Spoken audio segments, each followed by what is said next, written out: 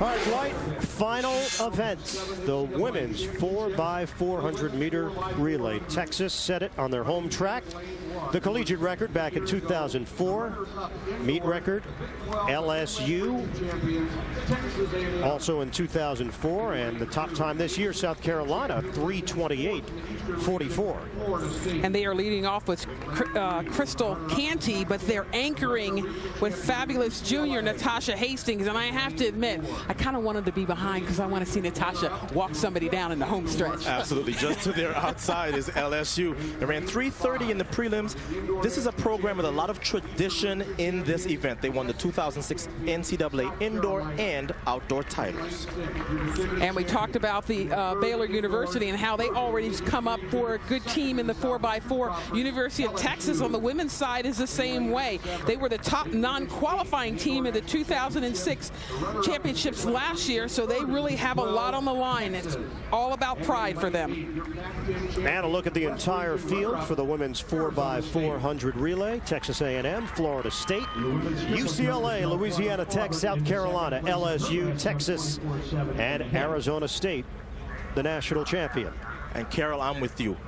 Something in me wants to see Natasha Hastings get this stick a little bit behind, because we're going to see a sub-50 relay. Oh, we want to see a 49. We want to see a 49 here. Absolutely. And you fans at home, you cannot tell me that that's not what you want to see. And that's one of the best parts about a 4x4, the changing and the people that are coming from behind. And remember, Texas was disqualified in the 4x1, so they definitely want to have a good performance in this relay.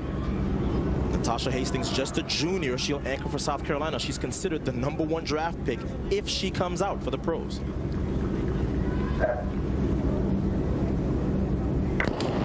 South Carolina, lane 5, LSU wearing the black in lane 6. Texas wearing the white in lane 7. And pretty even. Nobody really starting to show any bit of a lead at this point. If anything, maybe Texas in lane 7. Jasmine Lee leading off. Alexandria Anderson actually leading off for Texas. And Alexandria Anderson was in both the 100 and 200 here, and Texas has decided to pull out all of the stops. They said this is the last event on the track. Let's go, and everybody just give it everything they have. And Alexandria Anderson is really running a fantastic leg. Let's see if she can hold on. Take a look at who hands off the baton first to see who is in the lead at this point. Anderson will be handing it off to Devon Williams, a freshman for the Lady Longhorns. And South Carolina just about even with Texas at this point. This leg, this second leg, you have to run this turn. If you sleep on the turn, you will get to cut in, and all of a sudden you'll be very far behind. Look at this battle shaping up here down the back stretch. And again, Devon Williams of Texas does not run a strong turn, and that puts him way behind. And Louisiana Tech.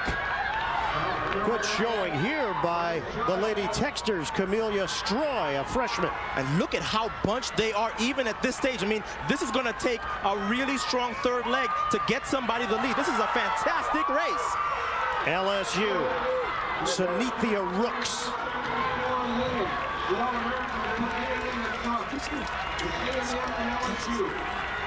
And it will be Cynethia Rooks handing off for LSU, and they have the lead. And that was Texas A&M with Clara Williams with a very strong second leg. That's Sandy Wooten, the freshman, but everybody is there. And look at this mad dash down the back stretch. Clearly, these women have been saving it for this race. That's LSU out there right now with Latavia Thomas. I think you guys are going to get what you want on this final leg. Natasha Hastings in South Carolina. And it's close, so it means that she's going to have room to work. If this race remains this way, you have to think that South Carolina has a very, very good shot. We just need the South Carolina third leg, Chiquita Martin, to just come through and give her teammate, Natasha Hastings, a good shot. LSU the lead. Latavia Thomas will hand it off to Deonna Lawrence. And Hastings is within striking distance. Look at the woman in third place. It's going to be juicy. This is going to be juicy.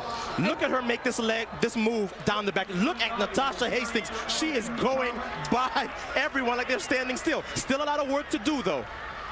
Now the question is, you know, Deonna Lawrence from LSU knows Natasha Hastings is coming.